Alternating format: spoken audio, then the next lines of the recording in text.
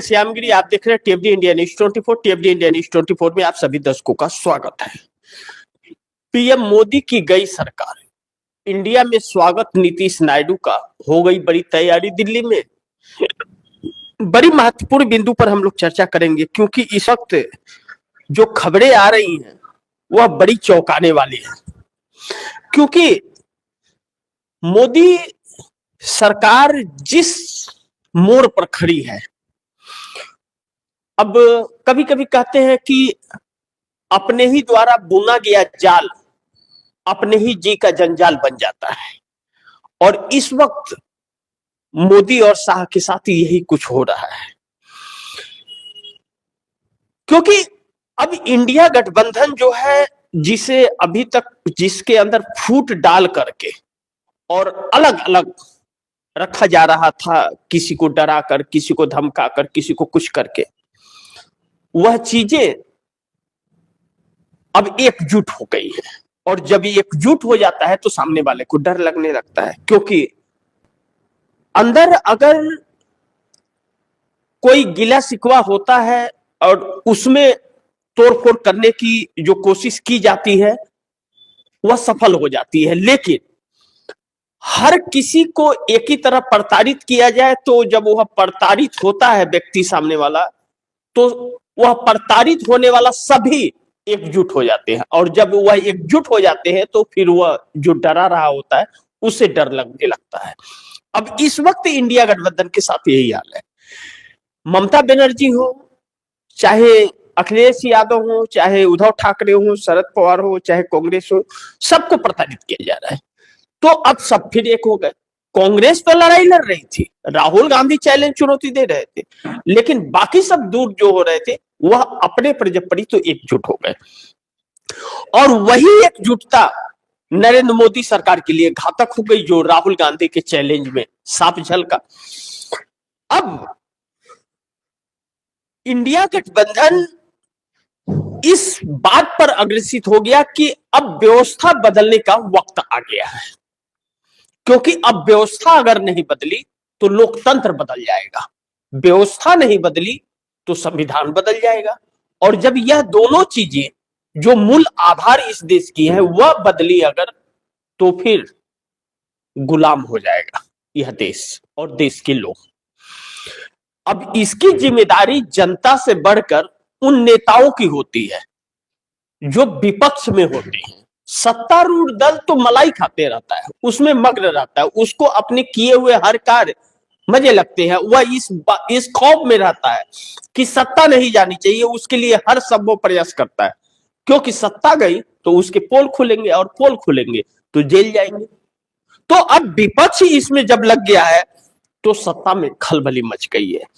लेकिन इंडिया गठबंधन के अंदर नीतीश और नायडू की जो स्वागत की तैयारियां चल रही हैं, जिस तरह से एकजुट करने की तैयारी चल रही है कि संपर्क लगातार नीतीश से, नायडू से अलग अलग संपर्क में जो है, जिस तरह से कांग्रेस कही जा रही है, अब यह चीज मोदी सरकार के लिए बड़ी मुश्किलें पैदा कर रही है। चंद्रबाबू नायडू, लगातार मुलाकातें हो रही है चंद्रबाबू नायडू की कांग्रेस नेता से, और जो तस्वीरें निकल रही हैं चंद्रबाबू नायडू और कांग्रेस नेता के साथ सभा बैठक में या बातचीत में या कार्यक्रम के अंदर, वह बड़ी चौंका रही है। भारतीय जनता पार्टी अब डर गई है, क्योंकि अब आने वाले वक्त में दो बड़े चेहरे इंडिया गठबंधन के, उनके स्वागत की तैयारी इंडिया गठबंधन में की जा रही है। इस तरह की खबर निकल रही है। अब दिल्ली में अगर यह तैयारी चल रही है, बड़ी तैयारी यह चल रही है व्यवस्था बदलने की, तो मोदी सरकार के लिए शुभ संकेत नहीं है। अब ऐसे में दो बड़ी अहम सवाल है कि मोदी झंझट में फंस गए, नायडू मिले कांग्रेस नेता से, इंडिया गठबंधन व्यवस्था बदल देगा, पहला चीज। और दूसरा, अखिलेश ममता से संपर्क में, नीतीश कांग्रेस नेता भी नीतीश के संपर्क में, कांग्रेस के नेता भी नीतीश से संपर्क में है, और ममता बनर्जी से अखिलेश यादव संपर्क में है। लेकिन अब मोदी सरकार झंझट में तब फंस जा रही है जब चंद्रबाबू नायडू कांग्रेस नेता से मिल रहे हैं। इसका मतलब जो फूल दे करके स्वागत किया गया, तो इंडिया गठबंधन व्यवस्था बदल देगा फिर तो। हैदराबाद के अंदर चंद्रबाबू नायडू और रेवंत रेड्डी की मुलाकात हुई है और तस्वीरें आई हैं, वह तस्वीरें बहुत कुछ चौंका रही है। जिस लहजे में बात हुई है और जो चेहरे के भाव थे, बहुत प्रसन्नता थी दोनों रेवंत रेड्डी और चंद्रबाबू नायडू के अंदर। फंक्शन भी जबरदस्त।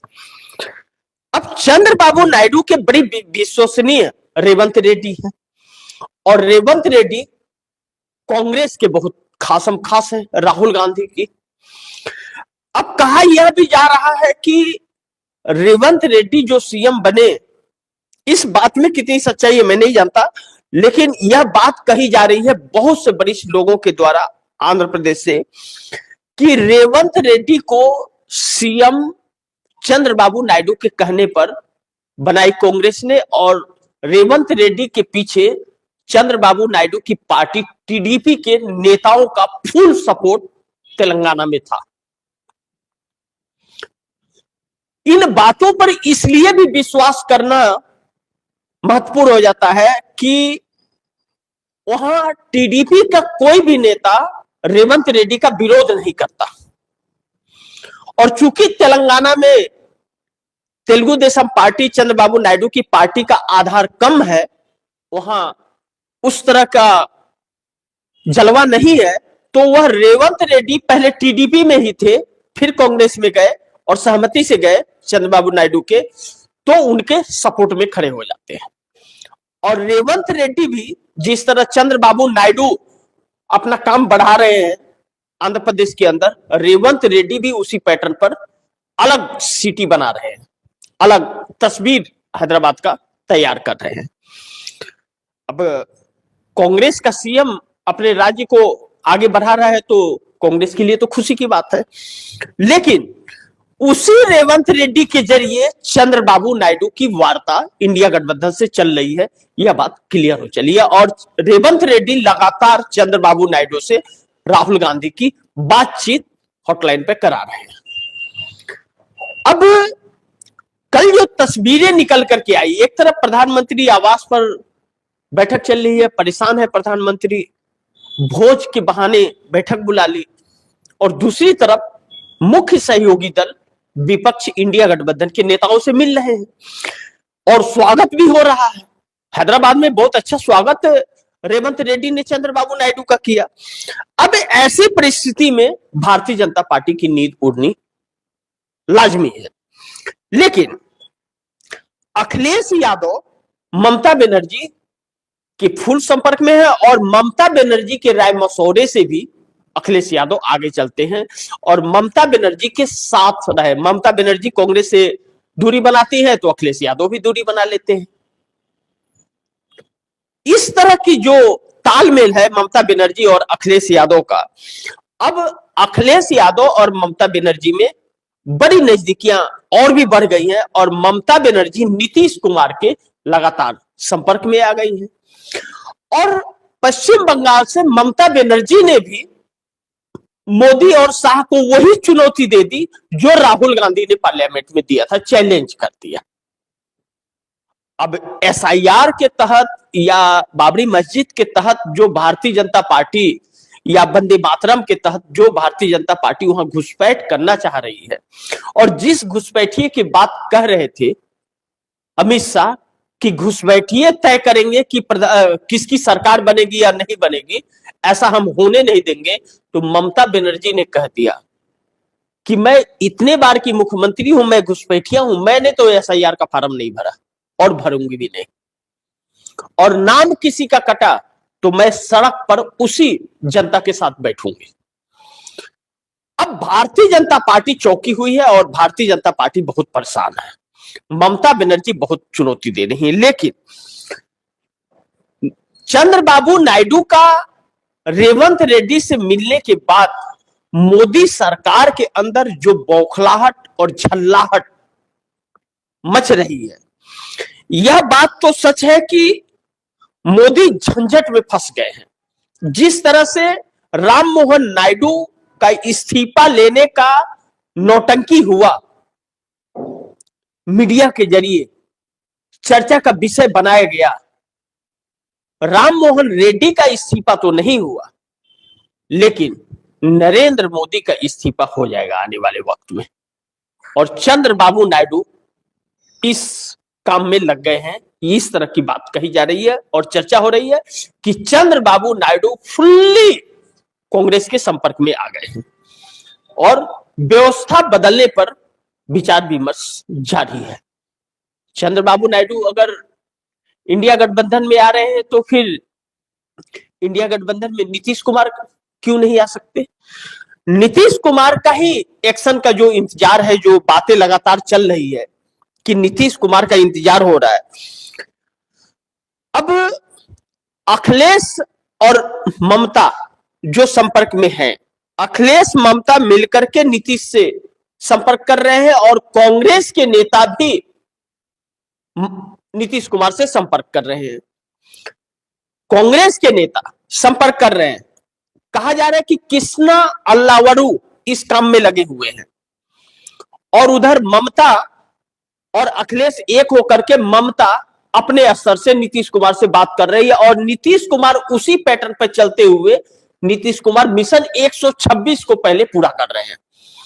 और दूसरी चीज, नीतीश कुमार ने कल जो 1 करोड़ लोगों के रोजगार की बात बिहार में कही, ऐलान किया कि 1 करोड़ रोजगार हम निकालने जा रहे हैं, देने जा रहे हैं, और 3 मंत्रालय अलग बना दिया, जिससे भारतीय जनता पार्टी के जो गृह मंत्री हैं सम्राट चौधरी, उनके मंत्रालय का हिस्सा कम किया जाएगा, उसमें से कटौती होगी, विजय सिन्हा से कटौती होगी और बाकी लोगों से कटौती करके 3 नए मंत्रालय जो बना दिए। अब यह कहा जा रहा है यह 3 मंत्रालय जो बड़ी मुख्य होंगे, यह मंत्रालय उन्हें मिलेगा जो नीतीश कुमार के साथ आ रहे हैं।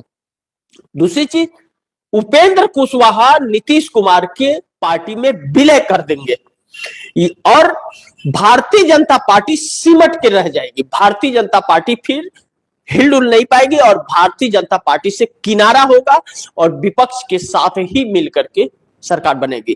कांग्रेस अपने 6 विधायकों को पूरी तरह से नीतीश को देने को तैयार है कि अपनी पार्टी में विलय कर लीजिए, कोई दिक्कत नहीं है, लेकिन आप व्यवस्था को बदलिए। लेकिन नीतीश कुमार उन 6 को विलय करने के लिए तैयार नहीं है। उनका कहना यह कि कांग्रेस इस देश की सबसे बड़ी मुख्य विपक्षी पार्टी है इस वक्त और सबसे ज्यादा सत्ता में, सबसे पुरानी रही है, नेशनल पार्टी है, इसे तोड़ेंगे नहीं हम, इसका हम सपोर्ट लेंगे। इस तरह की बात नहीं, सपोर्ट में रहेंगे, पार्टी में विलय नहीं कराएंगे। बगैर कांग्रेस के 6 विधायकों के Nitish Kumar single largest party बन जा रहे हैं, क्योंकि जो तस्वीरें आ रही है वह तस्वीरें 5 असुद्दीन ओवैसी के हैं, बहुजन समाज पार्टी के हैं, आईपी गुप्ता यह हो जा रहे हैं और उपेंद्र कुशवाहा, मतलब काफी 100 से ऊपर निकल जा रहे हुआ। अब ऐसे में भारतीय जनता पार्टी बिहार से लेकर के और दिल्ली तक फंस गई है बुरी तरह से। दूसरी तरफ नरेंद्र मोदी जो कल अपने घर पर, आवास पर डिनर पार्टी रखे थे, बसों में भर भर के लोगों को लाया गया, देर रात तक पार्टी चलती रही और देर रात तक यह समझ नहीं आया कि पार्टी बुलाई क्यों गई थी। असलियत था कि वह बैठक करना था, सरकार जाने का डर है, यह देखना चाहते थे कि उनके सहयोगी दल जो है उनके शीर्ष नेतृत्व का रुख क्या है, इन नेताओं को कितनी जानकारी है उसके बारे में, लेकिन कोई भी जानकारी नहीं मिली। अब नायडू क्या सोच रहे हैं, नीतीश क्या सोच रहे हैं, यह उन नेताओं को मालूम नहीं। और राम मोहन नायडू जो तेलुगु देशम पार्टी के 16 सांसदों का नेतृत्व कर रहे हैं, जो मिनिस्टर हैं, उद्यान मंत्री हैं, उनको हटाने की कोशिश की गई तो वह जो नरेंद्र मोदी अमित शाह के नजदीक थे वह दूरी बन गई है। लेकिन राम मोहन नायडू चंद्रबाबू नायडू के भतीजे हैं, वह मोदी शाह के बात में नहीं आने वाले हैं, तो उनको उससे कुछ हासिल नहीं हुआ। अब नीतीश कुमार के 12 सांसदों में लल्लन सिंह और संजय झा मुख्य हैं। संजय झा राज्यसभा के सांसद है, लल्लन सिंह जो है वह लोकसभा के सांसद है और मछली पालन कैबिनेट मंत्री है। अब संजय झा के वोट की तो कोई कीमत नहीं है, क्योंकि नरेंद्र मोदी की को बहुमत साबित करना पड़ेगा तो लोकसभा में करना पड़ेगा। अब लल्लन सिंह भी कभी इधर कभी उधर वाली परिस्थिति में है। वह हाँ तो कर रहे हैं, लेकिन विश्वास नहीं दिला पा रहे हैं मोदी को कि वह उनके साथ है या नहीं है, क्योंकि फैसला लेने वाले नीतीश क्या कर रहे हैं यह कुछ पता ही नहीं चल रहा है लल्लन सिंह को, क्योंकि नीतीश कुमार ने लल्लन सिंह और संजय झा दोनों को साइड करके रखा है। मनीष वर्मा को आरसीपी सिंह फिर आ रहे हैं जेडीयू के अंदर, फिर जेडीयू में आरसीपी सिंह आ रहे हैं। जो आरसीपी सिंह निकल गए थे और आरसीपी सिंह और प्रशांत किशोर गठबंधन कर लिए थे दोनों पार्टी बना करके, आरसीपी सिंह फिर एंट्री कर रहे हैं। प्रशांत किशोर का तो पता ही नहीं चल रहा है, 5 साल बेचारे क्या करेंगे वह तो भगवान जाने, वह वक्त बताएगा, वह बात छोड़ते हैं। अब नीतीश कुमार अपने उन पुराने साथियों को साथ में ला रहे हैं जो लल्लन सिंह और संजय झा के वजह से दूर हो गए थे। मनीष वर्मा, आरसीपी सिंह, यह दोनों दो भुजाएं उनके हैं। मनीष वर्मा चूंकि पूर्व आईएएस अधिकारी रह चुके हैं और वह महासचिव के पद पे है। अब कहा यह जा रहा है कि मनीष वर्मा को ही राष्ट्रीय अध्यक्ष बनाएंगे और जब जब अध्यक्ष बदलते हैं नीतीश कुमार तब तब पलटी मार देते हैं। इंडिया गठबंधन में जाना था तो लल्लन सिंह को बना दिए राष्ट्रीय अध्यक्ष, और इंडिया गठबंधन से आना था एनडीए में तो खुद बन गए अध्यक्ष उनको हटा करके, और अब जाने की तैयारी है तो मनीष वर्मा को राष्ट्रीय अध्यक्ष बना देंगे। यानी कि विपक्ष का जो रणनीति है, विपक्ष जिस रणनीति पर चल रहा है, विपक्ष की रणनीति इस वक्त सफल हो रही है। लेकिन चूंकि सिर्फ विपक्ष की समस्या नहीं है, समस्या इन गठबंधनों में भी है, एनडीए गठबंधन के अंदर भी है। नीतीश कुमार का यह मानना और चंद्रबाबू नायडू का सेम मानना है कि चंद्रबाबू नायडू जानते हैं नीतीश कुमार के बाद उन्हीं का नंबर है और यह एसआईआर आंध्र प्रदेश में बहुत गदर काट देगा, और नरेंद्र मोदी यह एसआईआर 1 नेशन 1 इलेक्शन की नीयत से करा रहे हैं जो साउथ को मंजूर नहीं होगा, जो साउथ को मंजूर नहीं होगा। और आज राम मोहन नायडू को इस्तीफा लेने के लिए षड्यंत्र जो रचा गया था मीडिया के जरिए, वह मोदी शाह के बगैर नहीं हो सकता, क्योंकि पीएमओ के ऑफिस से वह मैसेज जाते हैं हेडलाइन को लेकर लगाने के लिए, डिबेट करने के लिए हेडिंग बनते हैं। यह चंद्रबाबू नायडू अच्छा से जानते हैं, तो उन्होंने टीवी डिबेट में जाने के लिए इनकार कर दिया और नरेंद्र मोदी से नाराजगी और भी बढ़ गई। जगन मोहन रेड्डी के नजदीक जा रहे हैं नरेंद्र मोदी तो और बढ़ रही है नाराजगी, और वह अब कांग्रेस के नजदीक जा रहे हैं और मोदी से दूर हो रहे हैं चंद्रबाबू नायडू। और लगातार कांग्रेस के नेता रेवंत रेड्डी से लगातार मुलाकात हो रही है, उनका स्वागत भी हो रहा है। इंडिया गठबंधन के नेता है, इंडिया गठबंधन के नेता है रेवंत रेड्डी, सीएम है तेलंगाना के, और बराबर स्वागत कर रहे हैं, महीने में स्वागत हो रही है उनके। और इधर तो हैदराबाद में कई मुलाकातें हो गई। अब यह मुलाकात की जो तस्वीर आई है, नरेंद्र मोदी के अंदर हलचल मच गई है। और कल के बैठक का 2 राज है जो नरेंद्र मोदी ने कल डिनर बुलाई थी, 2 वजह थी। नीतीश कुमार का मिशन 126, ममता बनर्जी संपर्क में नीतीश के होना, और चंद्रबाबू नायडू रेवंत रेड्डी के संपर्क में राहुल गांधी द्वारा चुनौती देना कि व्यवस्था हम बदलेंगे। कल नरेंद्र मोदी डर गए थे जो भोज बुलाया गया था।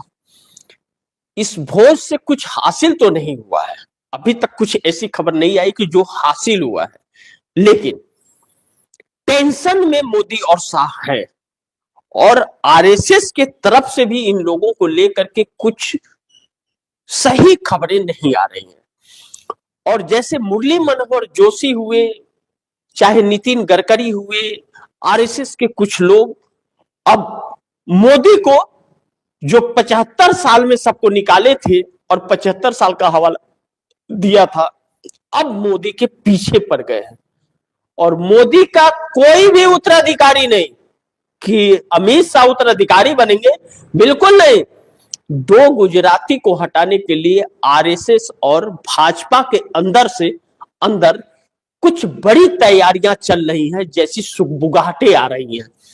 आरएसएस से पूछा गया मोहन भागवत से भाजपा के अध्यक्ष को लेकर के, तो वह नाराजगी जताते हुए कहे हमें उससे क्या मतलब, किसी को बनाए, कब बनाएंगे नहीं बनाएंगे वो भाजपा वाले जाने, हमसे क्यों पूछ रहे हो। यह झल्लाहट यह बता रहा है कि सब कुछ ठीक ठाक नहीं है। कल यूं ही नरेंद्र मोदी ने डिनर पार्टी नहीं रखी, क्योंकि भाजपा से लेके आरएसएस और इंडिया गठबंधन तक अब व्यवस्था बदलने की तैयारी में है।